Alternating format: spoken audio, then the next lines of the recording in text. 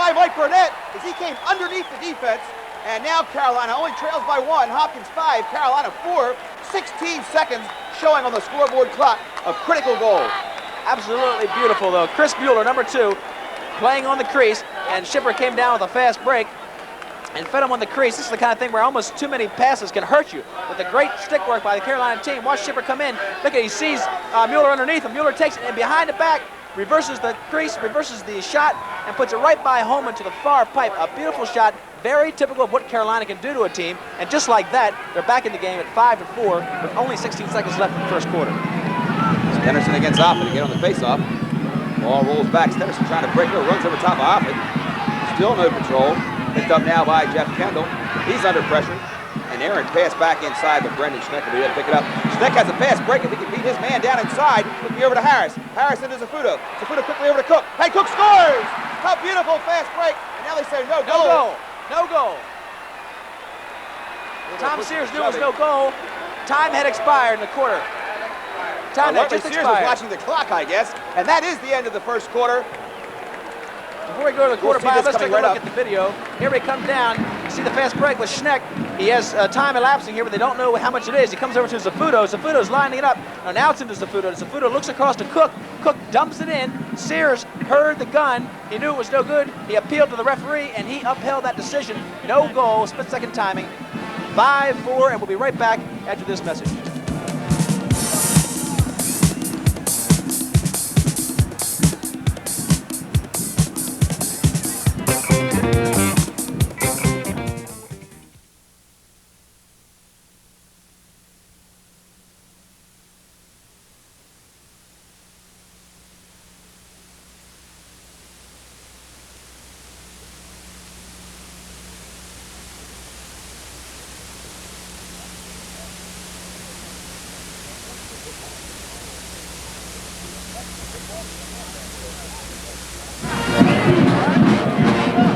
Professional football from Canada returns to ESPN on Friday, July 3rd, live at 8 p.m.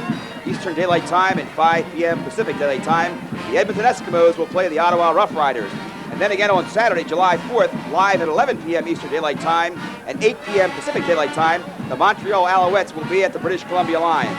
ESPN will carry CFL games each week on Fridays and Sundays and will present some 40 different games in all divisions, and of course they'll carry the 1981 Grey Cup. Canadian football on ESPN, your total sports network.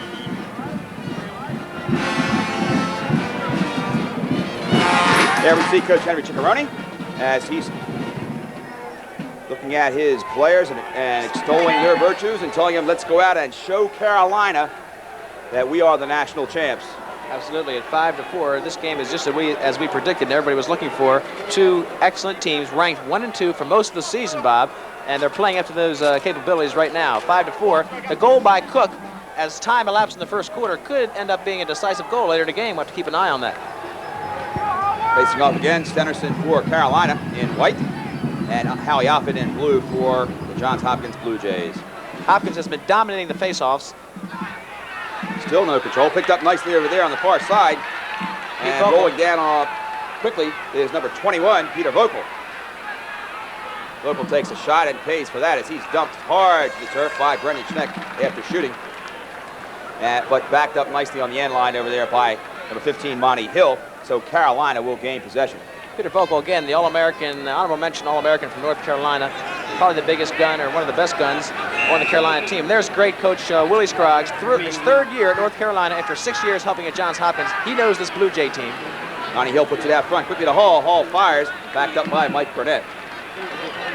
Carolina setting up a screen now in front of the goal and shooting from the outside. And we'll see if they continue to do that.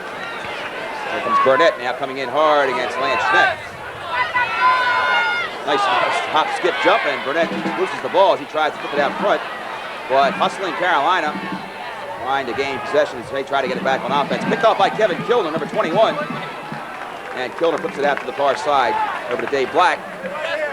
And Black will settle it down and try to set up the field. Carolina now pressing a little bit on the ride as they get it over to Marty Bergen. Bergen under a lot of heat from number 3, Mike Burnett. Gets by him. A good hustling ride by Carolina. And what we see in there now, and now they're coming off the field, you can't see it in your view, it's the defensive midfield that was just playing for Hopkins, so they have to get them off on the fly. Kendall comes open, he'll fire, and knocked down at the last minute. A good slide in there by Jamie Allen. And Carolina goes back the other way. A lot of transition in this game early here in the second quarter. 13:42 remaining as Carolina comes down, tries to push the ball over to Griswold, and they overthrow it.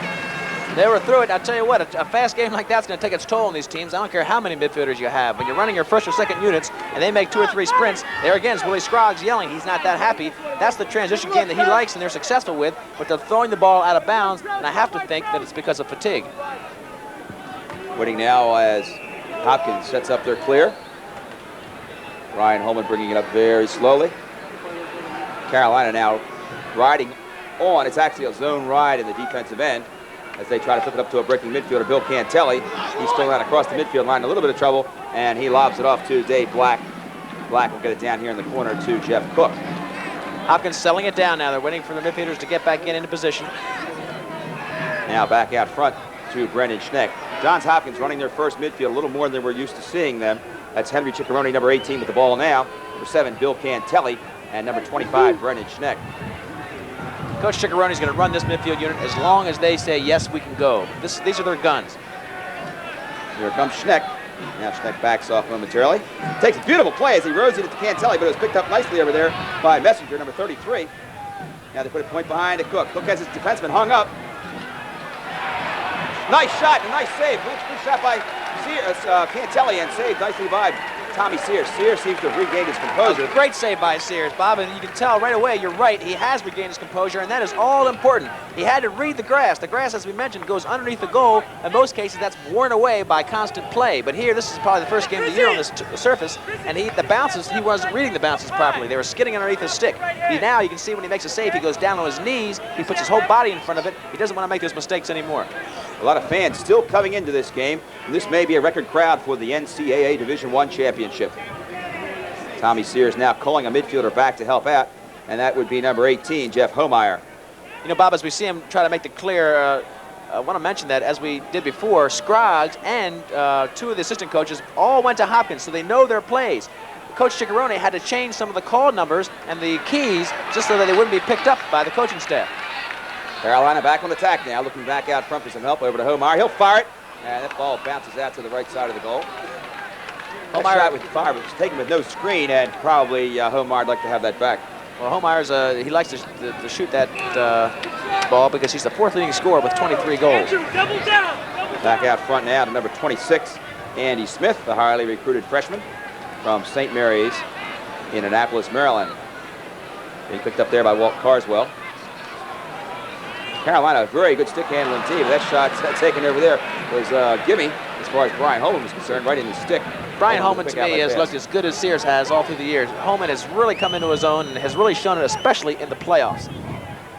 There was some question last year, of course. Hopkins had the All-American goalie Mike Federico. And there was some question if Holman would live up to that, and he certainly has done every bit that has been asked of him in this 1981 season. Absolutely. There you see Dave Black. Dave Black holds a dubious record. The second-place man as far as penalties in the season has 6. He's the first-place man. He has 23 on the season. Doing a nice job there, regaining the ball after having it checked away. And Black comes across the midfield line and throws it out to Jeff Harris. Harris would be open all day on clears. That's especially coming up and helping out on the clear. Back over once again to Jeff Cook. And Cook's waiting for the midfielder on the far side, Jeff Kendall, to get back in. Cook being picked up there by Johnny Haas. Pushes off Haas slightly, comes back out in front. We're going to have a penalty called. As he turns and shoots and scores, keeps Sears offside. And that's Johns Hopkins' 6th goal. They now lead North Carolina 6-4. 10-19 remaining in the second quarter. We'll see. It's going to be a cross check. So not only does Carolina lose the advantage of having a goal scored against them, but now they're going to be down a man for a minute. Unless, of course, they get possession. This is Jeff Cook's specialty. He loves to go one-on-one, and he's got the power, the stick work to do it. Watch him work in here beautifully. He goes right. He's being turned off, so he comes back. He was going for his left hand. Now he's back to his right-handed shot. He dives in, loses his feet almost, and puts it right between the legs of Sears. So now, if Hopkins can gain possession, they'll have the extra man advantage. If they cannot, of course, Carolina will still have to get it into the box, the attack box for them, in order to have their man come out of the penalty box. Bob, before that goal, we've had 9 goals scored, and 9 different men had made those scores. You can see the consistency or the breadth of talent on both teams. That was Cook's second goal. He scored the second goal of the game at 8:59 in the first quarter. Timeout, North Carolina. Coach Willie Scroggs feels it's a good time for a timeout. I think he had 10 men on the field, and rather than risk a penalty or delay, he decided to call a timeout. Looking down now as both teams huddle up. Of course, both teams, each team only gets 2 timeouts a half, so he just used up, if it was because of 10 men on the field, he used up a valuable timeout with 10 minutes still left in the first half that he may have wanted to use later on with time running out in the half. That last shot taken by Jeff Cook beat Sears to the inside, in other words, the ball went between Sears and the pipe. I noticed Sears is dropping to his knees on almost every shot, and pretty soon Hopkins is going to be reading that, making low and going high and firing it over his shoulder. Absolutely. See some of the excellent crowd here at Princeton Palmer Stadium. The stadium built in 1911, I believe.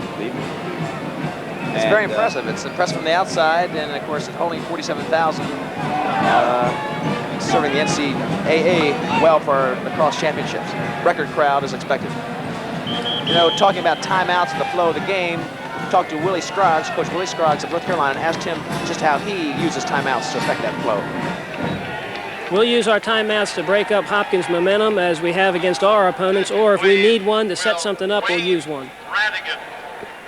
Coach Willie Scroggs, the great coach of North Carolina, in his 3rd year, brought them to their first championship game ever in their 18-year history of the lacrosse club at North Carolina. Waiting now, Stennerson will face off once again for North Carolina, and Howie Offit for Johns Hopkins. Almost in position. Ball kicked out by Offit, as he likes to do often, roll it back towards his own goal. Picks it up nicely, gets it back to Brian Holman. Almost now a little bit of trouble. Quick feed inside. The shot, a great save by Brian Holman. For an excellent shot taken left-handed there by Kevin Griswold. The ball rolls out of bounds, and Carolina will gain possession by virtue of the fact that they were closer to the spot where the ball went out of bounds when it went out of bounds. Absolutely. Even though the ball was coming back away from the play, it was still a shot deflected off the goalie, and therefore whoever's closest to it, that team gets possession of the ball. But a great play by Holman, as you said, because Griswold had a point-blank shot but a poor angle. Holman kept his poise, cut off the angle, and made a beautiful save. Back out front now to number 34 for Carolina, blue-clad Carolina, Tar Heels. 34 for the Tar Heels, Terry Martinello. There's Terry Martinello, brother of Ronnie Martinello, who plays at the University of Maryland. Hopkins now, once again, will try to clear the ball. Brian Holman will have possession. We see him standing there. Must be a little warm in those sweatpants today. Well, you bet it is, but the goalies all have a uniform that they're used to. Some wear tight sweatpants, some wear loose, some wear shorts, but they get used to that protection, and they like to play with it no matter what the weather is. Back over to Holman now. Carolina in a press ride. Burnett putting a lot of heat on Brian Holman. Holman tries to lob it up to Dave Black, and Dave Black still not out of trouble. Finds Cantelli across the middle, and beautiful stick work, gets the ball up to Kevin Kiefer, and he'll get it over to Henry Ciccarone Jr. Now it is Zafudo point behind to Jeff Cook. The poise of the Hopkins team is very evident, don't you think, Bob? They are really in together. They're very poised, very controlled, and they're setting up the tempo the way they want it. Cook now pushing out front, looks for the double team, gets it, gives it off to Brendan Schneck. Schneck feeds a cutter coming in front of the goal, Jeff Harris, and Harris is handled nicely there on a good slide by Jamie Allen, and Tommy Sears picks off the errant shot. That's a move that the Hopkins attack all use, all 3 of the starters. They'll cut from behind the goal when the ball is out front. I mean, they have great speed, and many times they're open, and they'll fire the ball in the cage from there. Carolina now clearing the ball easily. Nice check over the head by Marty Bergen, but they get the ball back out front, and we'll see what this call is. Offsides being called against North Carolina. They'll lose possession, and it looks like number 21, Peter Local, a little late getting back, and Hopkins will go on offense. What you saw was Jamie Allen, number 12, going way across the midfield stripe to help clear the ball. And of course what happens there is, to maintain the onsides, you have to have somebody on the far side of the field come back on and stay where he normally would be, so there always is 3 players on that one half of the field. The midfielder didn't do it, normally his responsibility. Offsides, and the ball goes back to Hopkins. Brendan Schneck eludes Kevin Griswold on the far sideline, comes up to the midfield line and clears easily for Johns Hopkins. They better pick up Schneck, because he'll roll in across the top of that box if they let him roll. Here he comes now. Draws a double team, however, and puts the ball back point behind to Cook. feed knocked down as he tries to feed Jeff Harris. And we'll have a timeout being called by Coach Henry Ciccarone. He's not too pleased with the offensive thrust here of his Johns Hopkins Blue Jays. Well, 8 minutes and 24 seconds left. We haven't heard anything from Schneck, although with a 6-4 lead, you don't have to worry about that right now. He assisted on the first goal to Jimmy Saputo and only a minute into the first quarter. But I think the tempo is going pretty well the way Hopkins wants it. Very, very controlled, breaking a lot of clears. They're getting the ball down there and settling it and running some nice plays. Carolina has run some fast break and taken advantage of a few fast breaks, but not as many as they would like. I think if Carolina can stay very close in the first half, the second half will be an entirely different ball game because they will now have the experience and the jitters will be out of their system. Here we see some of the fine young fans here at Palmer Stadium. On a beautiful day, probably about 85 degrees.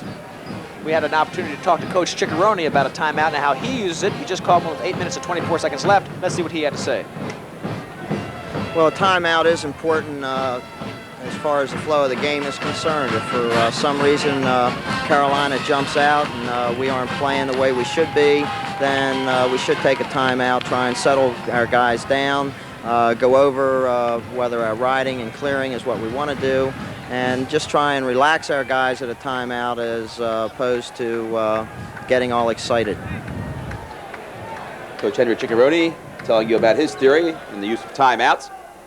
Ciccarone, a tremendous success, an unparalleled record at Hopkins, 22 wins in a row right now, going for his 4th straight division championship. Down at the Carolina bench. I'm sure North Carolina feels at this point that they're in little or no danger as we see a good hard shot taken there by Henry Ciccarone. The ball popped high in the air and will go out of bounds on the far side. Jamie Allen blocked the shot. Great play by a defenseman. Ciccarone loves to get it about 18, 20 yards in front, just crank it up and let it go. He can do it because Hopkins screens the crease. They'll screen the goalie on the crease as good as any team in the country, probably better. Back out front now to Ciccarone. They have only a single screen. Bill Cantelli down in front of the goal. Coming back out behind the goal, Brendan Schneck. Hopkins rotating their offense from behind the goal to the front of the goal and back behind again. Taking men back, midfielders back behind the goal where they don't like to play, defensive midfielders. Now back over to Harris, back out to Schneck. He'll fire from there. Now down decides not to. Good defensive sliding. It looks by like a Carolina. zone by Carolina. It almost does look like a zone. We'll see if they rotate it They are in some kind of a zone. Let's take a look at it. Look how they're not coming out to play man-to-man. They're letting Hopkins control it from a point far enough out that they're in no danger of scoring. Back behind the goal now to Jeff Cook, along, and Ciccarone will fire. He fires, and Tommy Sears snares that one easily. A beautiful outlet pass, just over the outstretched stick of Messenger. He recovers, no fast break. Now they have one. Griswold rolls in, looks backside, fires and scores as he beats Brian Holman. Griswold with a beautiful shot, came in, faked a feed across the other way to Burnett, and then it came right back in and slipped it by Holman. A great heads-up play, and this is the transition game that we're looking to come from the Tar Heels. They've got speed, they've got quickness, and let's watch it all the way through if we can pick it up from the clear. Here the clear comes down, picks up the loose ball again, and now he's looking to dish it off. Hits Griswold on the left. Griswold, watch, he'll come down, he'll fake to his right. There's a fake right there. That pulls the goalie over a minute, and he comes right back inside of Holman, bounces off Holman's stick actually, and goes right inside the pipe side. It was hit from behind afterwards, but a great play by Griswold. Great replay there. We were able to see Griswold's fake, and Holman's just moved about 2 feet out when he took the fake, and that was all Griswold needed to shoot. That was it. Holman went a foot to the left, and he was unbalanced. 7 minutes left, score 6-5, Johns Hopkins. Back out front now with Peter Vogel. He tries to feed inside. The ball picked off over there by one of the defensemen. I believe it's Lance Schneck. He has the ball checked away. Carolina has great speed, and they will run at you from all over the field. Recontrolled there by Monty Hill. Feeling a little bit of heat on the far side from Kevin Kiefer. He'll pull back and get it back out front. This time over to number 4 for North Carolina, and that would be Timmy Vogel, brother of Peter Vogel. 3 Vocals on this team for North Carolina, Vogel brothers. A lot of puns on that. They're really vocal. There are 3 of them. All good players. Timmy back out front now to number 18, Jeff Homeyer. Brother Pete feeds inside, try to get it over quickly to Johnny Shipper, but he's under some pressure. The slide comes from the crease by number 36, Kevin Kiefer for Johns Hopkins. Right down the pipe they fire. Nice save picked up by Brian Holman. I haven't seen a team feed the ball down the pipe. We mean down the pipe, we mean from out in front of the goal, closer to the goal, from in front of the goal. If that makes sense to you. Carolina doing more of that than anybody we've seen so far this season. They really do. They come across the crease, maybe about 18 yards up high. It looks like a shot almost because it comes in so fast. What's happening is a midfielder or an attackman is cutting across the crease underneath that man. He picks up the feed and then dumps it in for a higher percentage shot. 5:45 remaining in the first half of the NCAA Division I Championship. Johns Hopkins 6, North Carolina 5. Here's the controlled offense again. Cook trying to bear in against Haas. Turns and that was I thought it was a shot, but it's backed up nicely by Zafuto if it was, and back out to Cook. Back over to Jeff Kendall. Kendall starts his dodge. He's inside the man. Good screen. Fires over top of the goal. That time a nice screen set up inside by Hallie Offit. And now Offit will come out of the game. John Haas matched up against Jeff Cook, the leading scorer in the country for most of the year. Just incredible statistics for Jeff Cook, and he's got 46 goals and 28 assists for 74 points, leading the Hopkins team. He's against only a sophomore, John Haas, who was the leading freshman last year, voted by the team on the Carolina Tar Heels. Back out to Zafuto. Zafuto puts it back out front now to Henry Ciccarone Jr. As Hopkins goes back in with their first midfield again. Over to Jeff Harris. Back to Schneck. Hopkins being very, very patient. And as the ball moves from right to left in front of the goal, the screen moves from right to left in front of the goal. Always staying between the goalie and the man with the ball. Cantelli now sliding over in front of the goalie as Jeff Harris handles it. Hopkins setting up a cut as two men cut in front of the goal. Now a nice feed and taken in there by Jimmy Zafuto. The shot saved by Sears, but still no control. And there's a good hit in there by Zafuto as he hammers number 11, and that would be Tom Federico. It was an excellent hit, but he didn't know where the ball was, and actually it could have been a foul because the ball had scooted out, and if it was 5 yards away, that would have been a foul.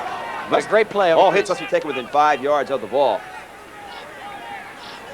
Waiting now as Carolina sets up their clear. Tommy Sears out on the right side of the goal. You see Tommy Sears in the screen now. What he's waiting for, the midfielders are changing on the fly. They're going out the midfield stripe, and the new ones are coming in, just like you're familiar in seeing with hockey. They come in, a fresh group of 3 midfielders comes in. They're fresh, they're ready to run. And a lot of times nowadays, most teams specialize their midfielders. One may be a great offensive midfield, one may be a good defensive midfield. The defensive midfield just came out for North Carolina. The offensive midfield is in play. Now Hopkins putting a little bit of pressure on the ride as they throw the ball back towards the defenseman, number 13, Gary Burns, and they'll give it back to Tommy Sears. 3 minutes and 45 seconds left in the half, so what North Carolina wants to do is bring it down with a lot of patience, make sure they get control and get a good shot off, hopefully tie the game at halftime.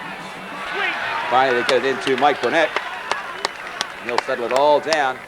Give it over quickly to Terry Martinello. Terry Martinello, number 34, 21, Peter Vocal on midfield for the Tar Heels. Burnett with the ball now, trying to create some pressure. He's got his man beat as he comes around the goal. Holman comes out and double teams him, but to no avail as Burnett fires it over top of Holman. Holman's double team did not dislodge the ball, and now Carolina has tied this game. 6-all, 3:17 remaining in the first half. What a great play by Burnett, and that's a mistake on Holman. Holman, not a mistake, but a gamble. He gambled, and he lost it. Let's watch Burnett. He's the leading scorer for the Tar Heels. He has a 5-yard lead on his defenseman. Now watch Holman come out of the goal. Holman comes out to try to stop him. He's the only one that can. Burnett takes the shove, goes with it, comes around, turns in the air, and an acrobatic 10-yard shot into an unprotected goal gives him a 6-6 lead. Or 6-6 tie, rather. A great heads-up play by Mike Burnett, the All-American from the Tar Heels. Stennerson against Offit once again. We're going to have a pushing loose ball kicking, and the ball will go over to Johns Hopkins. You can't kick the man's stick out of the way to get to the ball, and that's what Stennerson was called for. So Hopkins will gain possession. Another great replay, and what we saw there was Holman coming out of the crease because he was the only one that could play defense on the man Burnett who had beaten his defenseman. And that time he lost the gamble. It's critical as to placement of the ball. It's either cleared or it's not cleared, and they say it is not. Kendall will start to try to dash over. They're not going to pick him up to let him run over the midfield line. You'll see here, as soon as he gets across the midfield stripe, he's clear. There he goes. Now Hopkins has been very quiet on offense. It's about 9 minutes to go in this quarter. We'll see if they can reload as they give it out front to Kendall. On the near side to Jeff Cook. And back out to Kendall. Same type of offensive style we saw a moment ago when Hopkins had the ball down. Kendall now can fire from there. He beats the defenseman. He'll want to shoot. No, puts it behind. And they look back and it's close. Jeff Cook roll dodges and scores. He lost the ball momentarily. Picked it up in midair, and he has scored his second goal. Hopkins goes back on top. 7-6, 2:24 remaining in the half. And Lee can correct me, that's his third goal. Third goal by my statistics, and they're not always right, but that's what I have him down for. And let me tell you, Cook is probably, as we mentioned in the pregame, He is one of the 2 players on this team, or on this field, that are head and shoulders above everybody else. Watch him come in. As Bob mentioned, he'll lose the ball. Watch the ball on his stick. He comes in, makes a nice face dodge. He has a man come in with his right. He beats him, but look, the ball's in the air. It goes right back in his stick. I don't even think he knew it. I don't think he never knew the ball was out of his stick, and there's a little bit of luck for you. It fell right back in, and he pumped it right past Sears. You know, Sears, from 5 yards away, was probably keying on the ball. He probably saw the ball pop up. It was loose, and it probably just got him off the regular, what am I trying to say, Bob? His regular style of movement towards the ball as Dougie Hall brings it down. It distracted him a lot, and that's why he missed that save. Barnett tries to shoot off the side, and the ball went a little wide. Let's see what they call it. A nice takedown in the back by Dave Black. He knocked Kevin Griswold down outside the line. When you see the players hustle for the out of bounds, what you're seeing there is when it's a shot, and the ball goes out of bounds, the closest player to it gets possession. Now look at Griswold coming in and getting possession, while Dave Black comes in and tries to roll underneath him to get closer to the ball. Back out front, Griswold with the ball. He's under a lot of pressure. Black now finds an open man. He's got an open man, Monty Hill on this side. They feed inside. A nice save by Holman on a point-blank shot, but there's a flag down, and we'll see what we have. It's going to be a hold called against Johns Hopkins. This will be the first extra man play for North Carolina, will it not? This will be the first one. I think we've only had 2 extra man plays, one for Hopkins. This will be the first for North Carolina. We'll see what kind of an extra man play they like to run. 2 minutes and 12 seconds left in the halftime. 7-6 lead. This is a great opportunity for them to tie it up at 7-7. You know, Bob, we talk about how even these teams are. Statistically, over the year, their averages per game are almost dead even. Here's Willie Scroggs, coach of North Carolina. Again, he got his training at Johns Hopkins. Scroggs, an assistant coach under Henry Ciccarone at Johns Hopkins in his 3rd year at North Carolina. Now back out front, Kevin Griswold gives it over to Pete Vocal. On the near side to number 18, Jeff Homeyer. And now they move out to a 1-4-1. A man open here. Barnett open and fires. He scores on the top, Brian Holman. And that was a beautifully set up play as they set up a stack in front of the goal. Barnett rotated out of the stack, got a great feed, and shot it right over top of goalie Brian Holman. And now Carolina has tied it once again, 7-all, 1:50 remaining in this half. You see Michael Barnett, number 3, young man who just scored that last goal. A great play, and I'd say we'll take a look at it. This is extra man, so what you want to do is get it over to your power shot from the right-hand side. This is a great place to be, and Burnett just cranks up and hits that left-hand corner. When you're that close, maybe 12 yards away from Holman, and you can crank up with your fastest shot and put it where you want it, like Vocal can, because he's an All-American, he's a great ball player. It's pretty tough to stop for Holman. 7-7 tie with 1:47 left. But now still no control of the face-off.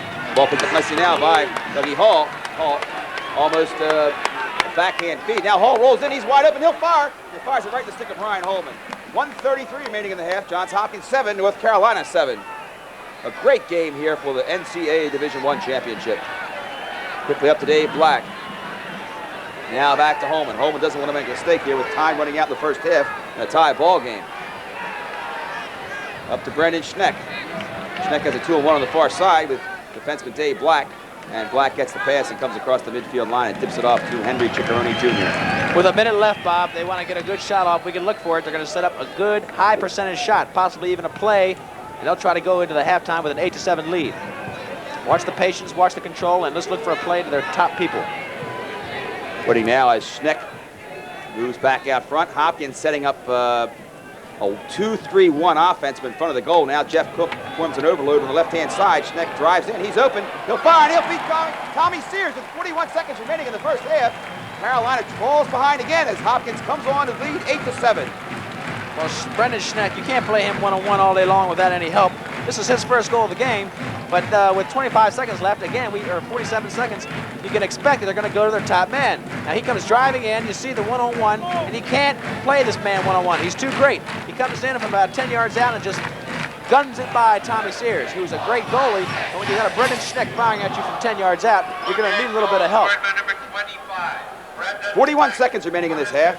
Hopkins on top, 8-7. I'm real surprised that North Carolina wasn't sliding in to double team, looking for Schneck to bring the ball down. You know they're going to go to either Schneck or Cook in a pressure situation.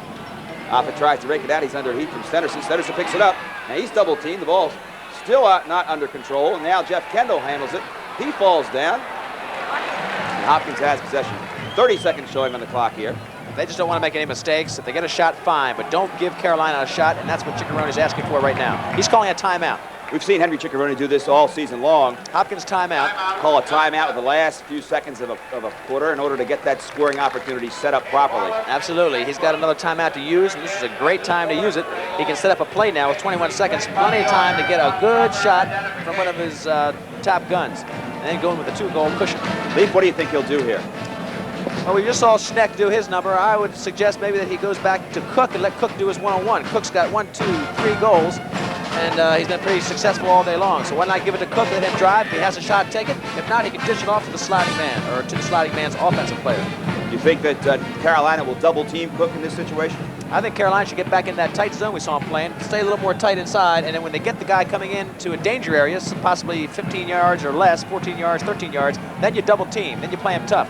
Give him the outside shot. At halftime, Bob, I'm going to have an opportunity to go down the field and talk to one of the greatest coaches in lacrosse, Coach Richie Moran of Cornell, an All-American player at Maryland back in, I guess, before the Civil War. No, it wasn't. Richie'd love to hear that. Richie was a great ball player at Maryland, and he has a fantastic record at Cornell, and a colorful guy as well, and we'll have a good time talking to him at halftime, as well as some others. We're going to take a look at Jeff Cook's shot. This guy is unbelievable. When he makes this drive, this is the last one where he came around. Watch the ball now, because the ball pops out of his stick. He doesn't know it. A great face dodge there. He has to move the stick back to the left real fast because of that defenseman. The ball's in the air now. He doesn't know it. He's cradling madly. Look at the ball drops right back in at the right time. He's still looking at the goalie. It goes right between Sears' legs. Sears, I think, was watching that ball float in the air, not thinking the shot was going to come, and all of a sudden it drops back into his stick and he gets a shot. There's the luck of the roll. Those kind of things happen with great players. Absolutely. They make their own breaks, but that kind of thing you don't see very often, but our great replay and technical people got it for us. Brendan Schneck now comes in. It's going to be an ISO and dish. He'll dish it off if he draws a double team. 10 seconds showing on the clock. Here comes Schneck. Being picked up by a midfielder. Gives him on the side. Point behind. 5 seconds showing on the clock. They look for Cook. Cook's open. He can fire from over here. He turns and shoots and bounces it off a defenseman's stick. It's going to go out of bounds, and that'll be the end of the first half, with Johns Hopkins leading North Carolina 8-7 in the NCAA Division I Lacrosse Championship. So stay tuned. We'll be back in a moment with an excellent halftime show.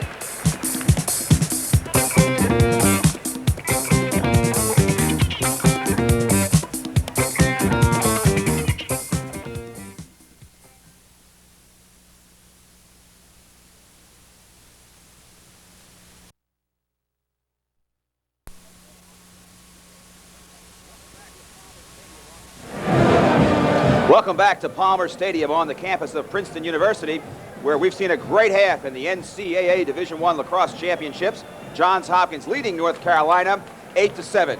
And now down on the field with a very fine interview, Lee Felsmo. Thank you, Bob. We're down on the field at beautiful Palmer Stadium, as you mentioned, in a great game between Hopkins and North Carolina. And we're pleased to have as a halftime guest Elmer Wingate, who was an All-American in Maryland, not only football, but also lacrosse, and is also involved right now in the World Games, which will be held at Johns Hopkins next summer. That's right. Elmer, looking at this beautiful game today, two great teams. How's the game changed, very basically, since you played? Well, the game's played changed quite a bit, and mainly it's the equipment is the first biggest change in the game since I played. We use wooden equipment, now they're using plastic. How about these World Games coming up? They've got to be fantastic. 5 teams represented, or 5 countries? Yeah, we've got four countries involved. We've got England, Canada, Australia, and the United States. It's going to be at Johns Hopkins in Baltimore, starting on June the 18th and going through to June the 25th. We've already raised $200,000 towards this. It is going to be one great lacrosse event. Thank you very much. Elmer Wingate, also the proud father of 3 sons, one of who is playing from North Carolina right now. Back to Bob Smith for some halftime stats. Thank you, Leaf. And there we'll see just how even a game this has been. Hopkins, of course, leading 8-7, as we mentioned. Shots, Carolina getting a few more, and Hopkins making a few more saves. The face-offs are in the favor of North Carolina at 9-8. Clearing percentage about the same. Hopkins shooting a little better, 38%, than North Carolina, only 27%. And now back down to the field to Lee Felsmo, who has another interview for us. Thank you very much, Bob. And of course, now we have one of the greatest coaches of all times in lacrosse, Richie Moran of Cornell. Richie, I'm sure you'd rather be coaching a team on this field right now, but what a fantastic game we're watching. No question. For the spectators, it's been tremendous. It's a huge crowd here at Princeton, and the fact that Princeton has done such a first-class job has made the day even nicer. And then you look at the fact that you've seen 2 very fine teams. Defensively, both are very equally matched. When you look at the playing on the field, it's like a mirror image of one another. They both are very quick, great shooters, And when you look at a halftime score of 8-7, you say to yourself, well, that first half was really very explosive, very dynamic, and now we're getting ready for a second half. Some of the things that possibly should happen in the second half for Carolina is that I think they have great depth. They're using it, but they're not really utilizing their speed. Their game is really the transition game, the fast break game. You notice some of the good scores that they got in the first half were off fast breaks. We're off that good change of pace. Hopkins has had an opportunity in the first half to slow the pace down. They've done that with their clearing ability because they move the ball well. Now, if Carolina can get Hopkins to move the ball quicker and force him into some mistakes like they did right at the tail end of the first quarter, you might see a fantastic comeback by Carolina. When I say comeback, one goal deficit, that's not a big thing. But in a championship game, it definitely